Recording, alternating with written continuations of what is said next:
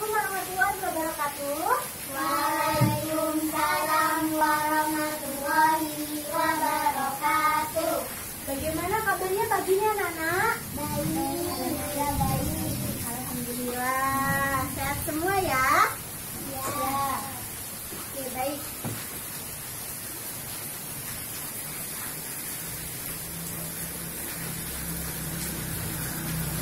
Sebelum memulai pelajaran, alangkah baiknya kita awali dengan berdoa. Ketua kelasnya siapa? Ya, Mbak Intan, silakan dipimpin berdoa. Sebelum memulai pelajaran, marilah kita berdoa bersama. Berdoa, selamat.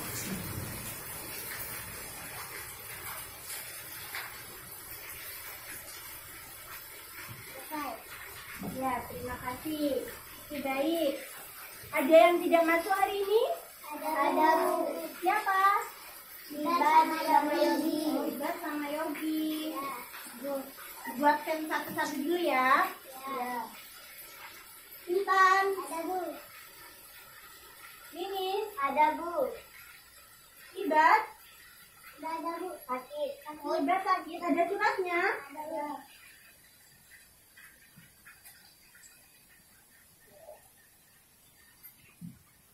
Rofa. Ada, Bu. Dina. Ada, Bu. Yogi. Lomba, Bu. Oh, lomba. Ya, baik. Kita doakan ya, semoga teman kita yang sakit segera diberi kesembuhan dan teman kita yang lomba semoga diberi kelancaran. Jangan lupa Nana jaga kesehatan ya. Ya. Baik. Minggu lalu kita sudah belajar mengenai sistem pencernaan dan Ibu sudah meminta kalian untuk mempelajari materi yang akan kita pelajari pada tatap muka kali ini, yaitu materi baru mengenai sistem sirkulasi atau sistem peredaran darah. Baik, jadi sistem peredaran darah di sini juga disebut sebagai sistem transportasi. Nah, dikatakan transportasi karena berfungsi untuk mengangkut apa? Sari-sari makanan dan zat-zat lain. Nah, Ibu punya sedikit cerita nih. Dahulu di Indonesia terdapat sebuah pulau yang mana pulau tersebut merupakan pulau penghasil kayu terbesar, yaitu Pulau Kalimantan. Nah, pada zaman dahulu tidak ada nih yang namanya truk, tidak ada yang namanya mobil, tidak ada yang namanya kapal laut, itu belum ada. Nah, jadi bagaimana sih Bu di Pulau Kalimantan ini dalam mengirimkan kayu-kayunya tersebut ke daerah lain, gitu kan? Transportasinya menggunakan apa, gitu kan? Nah, jadi orang zaman dahulu dalam mengirimkan kayu dari Kalimantan menuju ke daerah lain dengan menggunakan transportasi perairan. Tapi pada saat itu belum ada kapal laut, jadi kayunya diletakkan begitu saja di aliran sungai yang kecepatannya sangat deras hingga sampai ke daerah tujuan, seperti itu. Nah, sistem transportasi yang seperti itu juga ada nih di dalam tubuh kita. Tapi yang diangkut tidak sama, bukan kayu, bukan sungai yang ada di tubuh kita, gitu kan. Jadi apa Bu yang diangkut? Nah, yang diangkut yaitu berupa sari-sari makanan dan juga oksigen yang nantinya akan diedarkan kembali ke seluruh tubuh.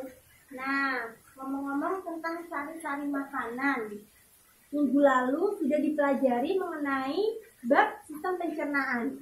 Kira-kira sari-sari makanan ini dihasilkan oleh organ apa sih? Saya Bu. Ya, Mbak Dina? Ya, usus halus, pintar sekali. Jadi usus halus itu akan menghasilkan sari-sari makanan yang nantinya akan diedarkan ke seluruh tubuh. Nah, pengedaran sari-sari makanan dan juga oksigen ke seluruh tubuh itu dinamakan sistem transportasi yang ada pada tubuh manusia. Nah, di sana yang berperan adalah peredaran darah. Oke. Jadi, dalam tubuh kita itu terdapat sebuah sistem yang kerjanya sangat luar biasa. Coba nih bayangkan, kalau di dalam tubuh kita tidak ada darah, bagaimana sari-sari makanan tersebut akan diedarkan ke seluruh tubuh? Tentunya sangat kesulitan, bukan? Nah, oleh karena itu, sudah sepatutnya kita itu mensyukuri karunia dan kebesaran Allah Subhanahu wa Ta'ala yang telah menciptakan darah dan beserta kompleksitasnya yang sangat dibutuhkan oleh tubuh kita. Mempelajari sistem peredaran darah ini terdapat 3 komponen.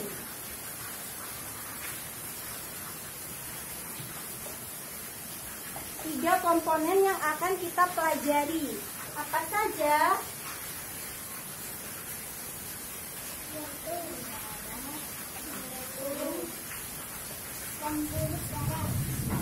Baik.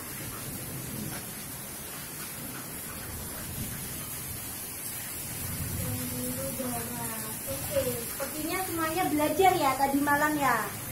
Baik, betul sekali. Jadi 3 komponen bahasan yang akan kita bahas yaitu darah sebagai alat transportasi dan juga jantung sebagai alat pemompa darah dan ada pembuluh darah sebagai salurannya, begitu. Namun pada tatap muka kali ini kita akan lebih fokus dalam satu komponen dulu, yaitu darah.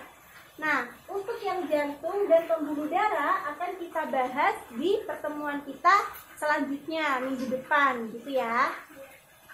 Oke, baik. Sebelum kita masuk dalam pembahasan darah, Ibu punya sebuah video. Nanti kalian akan menonton video tersebut dan Ibu akan membagi kalian menjadi 2 kelompok besar. Nanti dari video tersebut kalian akan berdiskusi bersama kelompok. Nah, nanti diskusi di sana ada beberapa soal dan soalnya itu berkaitan dengan video yang akan Ibu tayangkan. Seperti itu ya. Sebelumnya Ibu bagi dulu menjadi berapa kelompok ini? 2 kelompok ya. Jadi 2 kelompok. Jadi Mbak Intan dengan Mbak Nini, Mbak Rofa dengan Mbak Dina ya. Oke, Ibu akan menayangkan videonya terlebih dahulu. Ini karena viewer kita lagi bermasalah, jadi nontonnya langsung dari laptop Ibu aja ya. Jadi Mbak Nini bisa duduk sama Mbak Intan dulu biar Mbak Dina dan Mbak Rofa maju.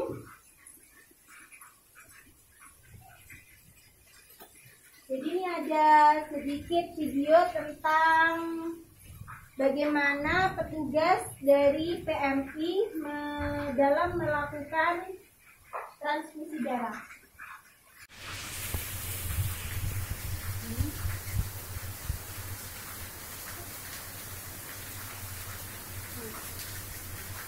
Baik, sudah selesai? Sudah. Bisa kembali ke tempatnya masing-masing.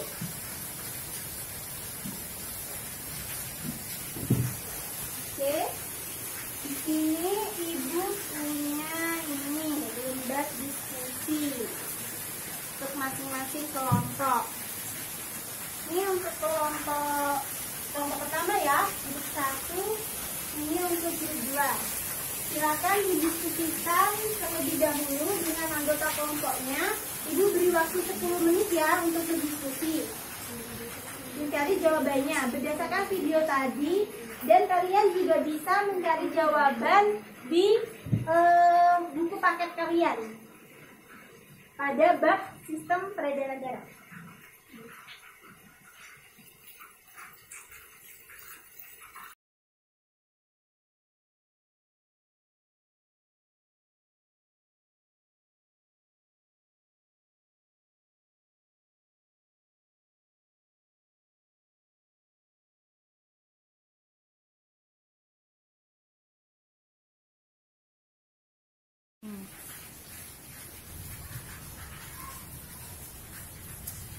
Baik, sudah selesai diskusinya?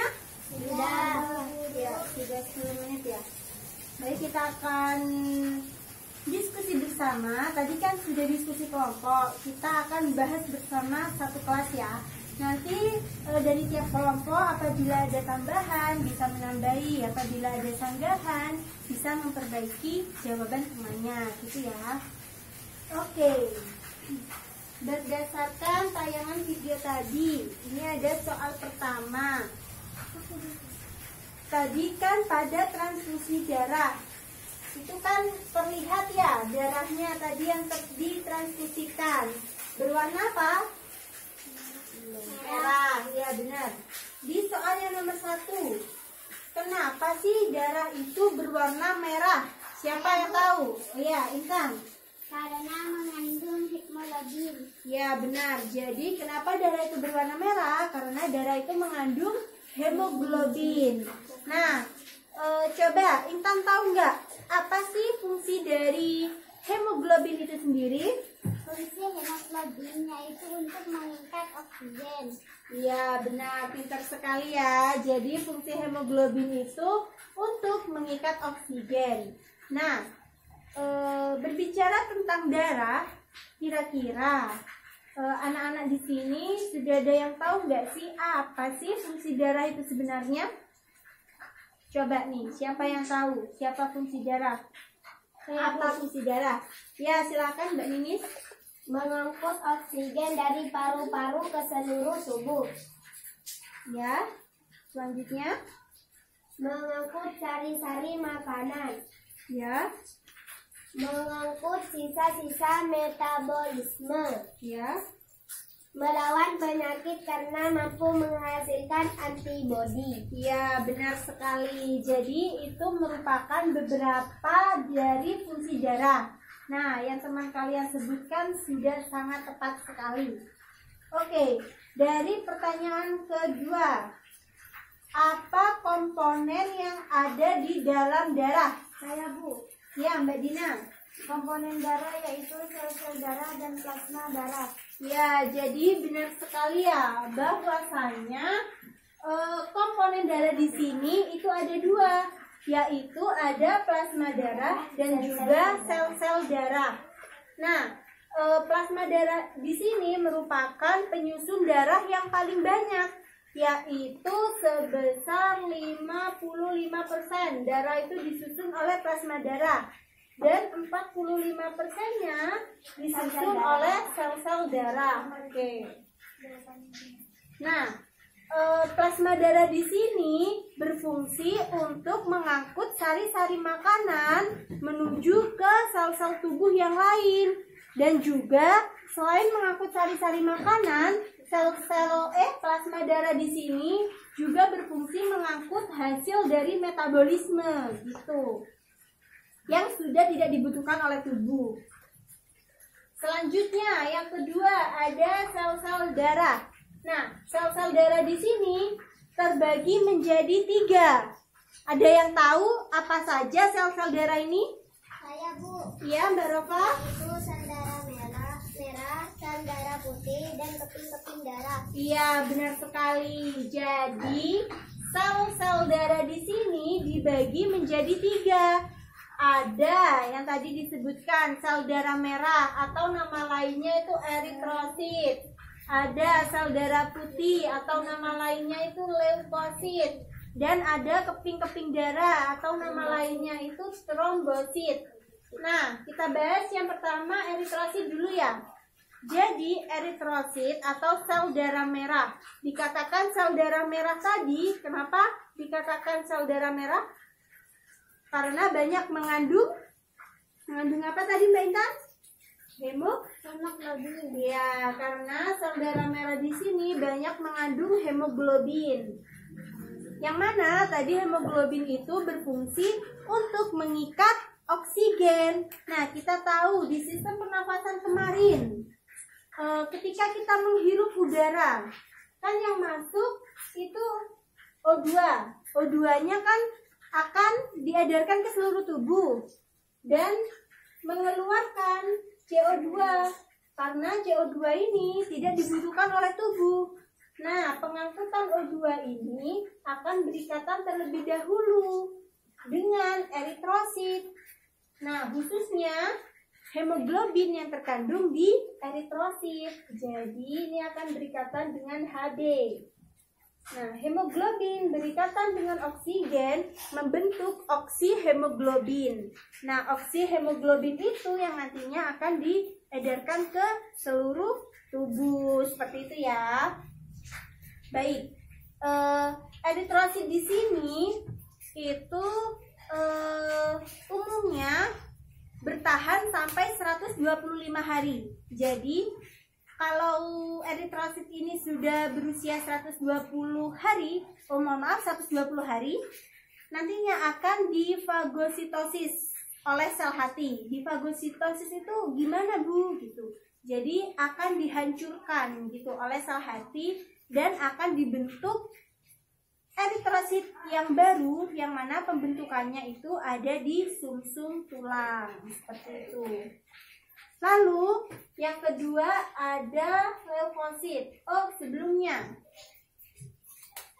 eritrosit ini ada yang tahu bentuk eritrosit itu apa? Berbentuk. Jadi eritrosit di sini berbentuk bikonkav. Nah, yang mana eritrosit ini merupakan salah satu sel yang tidak memiliki inti gitu. Kan umumnya sel ini memiliki inti sel gitu kan. Nah, berbeda dengan eritrosit. Eritrosit ini tidak memiliki inti dan bentuknya bikonkav. Jadi semua eritrosit itu bentuknya bikonkav. Selanjutnya leukosit atau sel darah putih. Berbeda dengan eritrosit, leukosit di sini memiliki inti dan bentuk leukosit ini berubah-ubah gitu. Nah, leukosit ini dibagi menjadi dua berdasarkan ada dan tidaknya granula pada membran leukosit itu sendiri. Nah, pembagian leukosit ada agranulosit dan juga ada granulosit. Leukosit di sini fungsinya untuk apa sih gitu?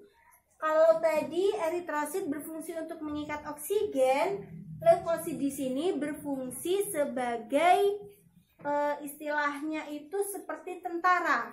Nah, karena leukosit di sini itu akan menghasilkan antibodi, yang mana antibodi itu sangat diperlukan oleh tubuh kita untuk memerangi bakteri dan virus yang masuk ke dalam tubuh kita. Nah, jadi ibaratnya leukosit ini seperti tentara ya, yang akan memerangi bakteri dan virus sehingga tubuh kita itu tetap sehat gitu. Nah, dengan sekarang nih banyaknya wabah virus corona. Oleh sebab itu, murid-murid sebaiknya ini banyak makan makanan yang bergizi, jangan lupa juga selalu cuci tangan gitu kan. Karena apabila kita selalu makan makanan yang bergizi, sistem imun kita akan baik. Nah, salah satunya di sana itu yang berperan adalah leukosit gitu. Nah, sel-sel darah yang ketiga itu ada trombosit atau keping darah. Nah, di sini trombosit di sini berfungsi dalam pembekuan darah. Gimana sih Bu pembekuan darah gitu kan? Sebelumnya, apakah anak-anak di sini ada yang pernah terluka? Aja? Wah, semuanya pernah terluka ya. Gimana? Ketika terluka mengeluarkan darah atau tidak? Tidak. Tidak keluar darah? Mengeluarkan darah. Oh, ada yang keluar darah, ada yang tidak. Mungkin ini lukanya ringan ya. Yang keluar darah tadi, apakah darahnya itu terus-terusan mengalir? Tidak. Tidak. Ya, nantinya kan darahnya akan membeku, seperti membeku gitu kan. Nah, itu disebut pembekuan darah. Di sana yang berperan itu adalah trombosit. Bagaimana sih Bu mekanisme trombosit dalam penyembuhan luka gitu kan? Nah, ini mekanismenya. Jadi, ketika tubuh kita mengalami luka, maka trombosit di dalam tubuh kita itu terutama di daerah yang terkena luka itu akan pecah. Kemudian trombosit tersebut akan menghasilkan enzim trombokinase. Nah, enzim trombokinase ini akan mengubah protombin menjadi trombin. Nah, protombin ini dihasilkan di mana kira-kira? Protombin ini dihasilkan di hati. Ya, jadi protombin ini dihasilkan di hati dengan bantuan vitamin K. Dan pengubahan protombin menjadi trombin itu karena adanya bantuan kalsium. Gitu. Nah, nantinya trombin di sini akan diubah menjadi fibrinogen. Nah, fibrinogen akan diubah menjadi benang fibrin. Nah, dengan adanya benang fibrin ini yang menyebabkan pembekuan darah dan luka kita itu akan tertutup. Nah, anak-anak di sini pernah mengamati nggak sih kalau kita luka di bagian luka kita itu ketika mengering seperti ada benang-benang gitu? Ya. Nah, itulah yang dinamakan benang fibrin yang menutup luka kita, gitu ya. Oke, sudah paham ya mengenai komponen-komponen darah dan bagian komponen-komponen dari sel-sel darah? Paham, Bu? Oke, baik. Kita lanjutkan pertanyaan ketiga. Di video diperlihatkan nih seseorang yang sedang melakukan transfusi darah, gitu kan? Ada beberapa orang. Nah, darahnya nih sama-sama berwarna merah. Tapi kenapa oleh petugasnya dimasukkan dalam kantong yang berbeda, gitu kan? Kan sama-sama merah nih, kenapa nggak dicampur saja, gitu kan? Kira-kira kenapa? Coba. Saya, Bu. Ya, Mbak Ninis, kenapa? Supaya berbeda, Bu, antara darah orang sehat dan orang sakit. Supaya berbeda antara darah orang sehat dan orang sakit. Ya, tapi kurang tepat. Mungkin dari grup 2 ingin menambahkan? Saya, Bu. Ya, Mbak Nova? Karena meskipun warnanya sama, tetapi dalam darah terdapat beberapa golongan yang berbeda, Bu. Iya, jadi itu ya tambahan dari Mbak Rova, tepat sekali. Jadi benar sekali. Kenapa sih meskipun darahnya itu sama-sama nih berwarna merah, kenapa darah orang A dan orang B dalam melakukan transfusi darah diletakkan dalam kantong yang berbeda? Karena di dalam darah itu terdapat beberapa golongan yang berbeda. Nah, adapun sistem penggolongan darah itu sebenarnya ada banyak. Ada sistem ABO, ada sistem Rhesus, dan ada sistem-sistem yang lain. Tapi kita di sini hanya akan membahas mengenai sistem penggolongan darah, yaitu sistem ABO saja. Nah, kira-kira nih ada yang tahu nggak? Dalam sistem penggolongan darah ABO, darah itu dibagi menjadi berapa golongan? 2 golongan. 2 golongan. Mbak Dina berapa golongan? 4. 4 golongan. Bisa disebutkan apa saja? 3 golongan. Yang pertama golongan A. Ya. Yang kedua B. Ya. Yang ketiga AB. Ya. Yang keempat O. Iya, jadi benar sekali ya. Dalam penggolongan darah berdasarkan sistem ABO, darah itu dibagi menjadi 4 golongan. Ada golongan darah A, ada golongan darah B, lalu AB. AB ya, bukan C ya. Lalu ada golongan darah AB dan terakhir ada golongan darah O gitu. Nah, apakah anak-anak di sini sudah ada yang pernah melakukan tes darah? Iya, Mbak Intan. Apa tes golongan darahnya, hasil tesnya? Oh, yang lain belum?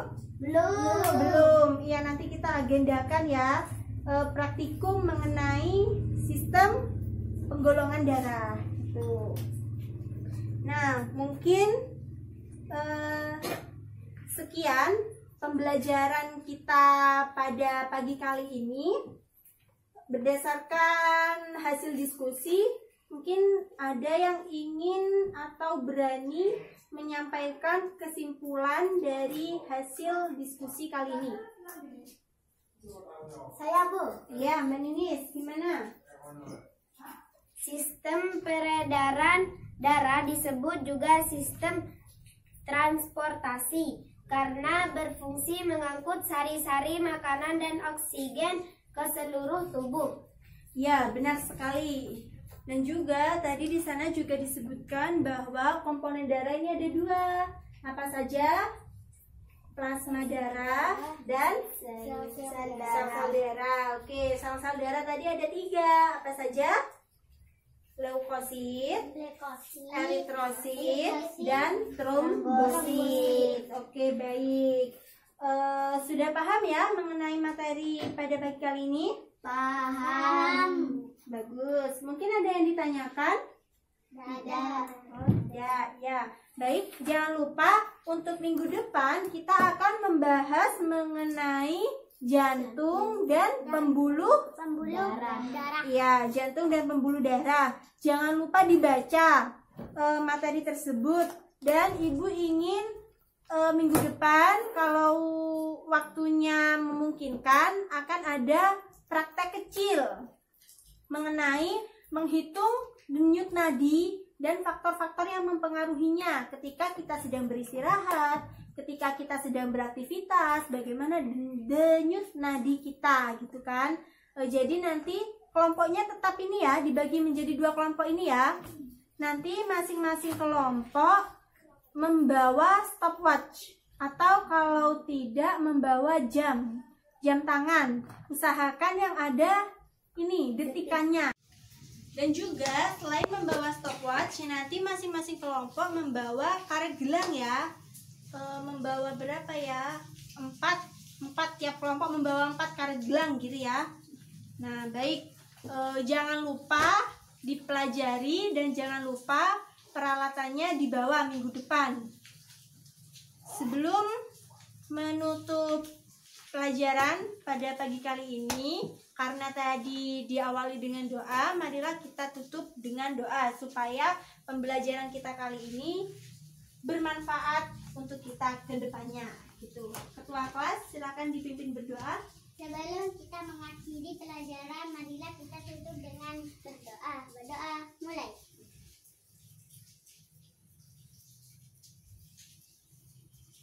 Selesai. Ya baik, terima kasih. Sekian pembelajaran kali ini. Kurang lebihnya Ibu mohon maaf. Jangan lupa dipelajari dan jangan lupa peralatannya minggu depan dibawa ya. Ya, Bu. Baik. Assalamualaikum warahmatullahi wabarakatuh. Waalaikumsalam warahmatullahi wabarakatuh.